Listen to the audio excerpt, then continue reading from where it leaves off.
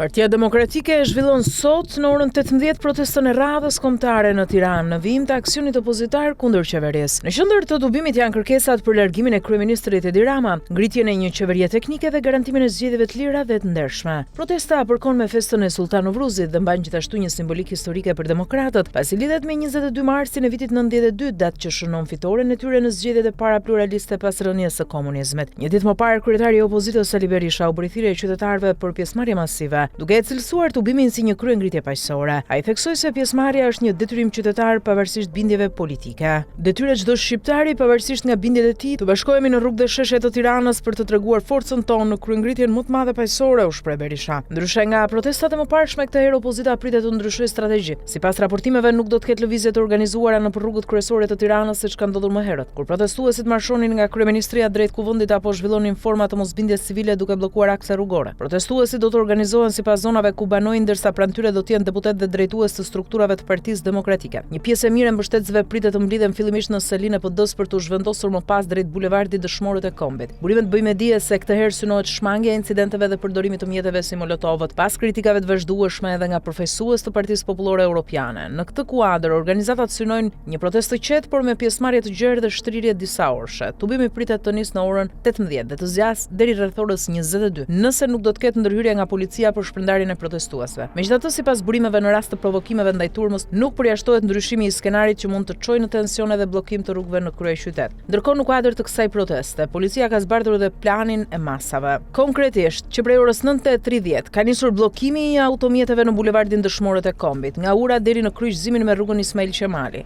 Ndërkohë, nga ora 15 do të ndalohet lëvizja edhe në rrugët Ukraina e Lirë, Papa Gjon Pali II dhe Ismail Qemali, masa që do të qëndrojë në fuqi deri në përfundim të tubimit. Policia bën me dije se në varësi të zhvillimit të protestës mund të ketë kufizime të përkohshme edhe në rrugë të tjera. Për të lehtësuar qarkullimin janë parashikuar devijime në akse alternative. Në fund të njoftimit, policia e Tiranës u kërkon qytetarëve mirëkuptim për kufizimet dhe apelon që të shmangin çdo përfshirje në veprimet kundraligjshme që mund të cënojnë rendin dhe sigurinë publike.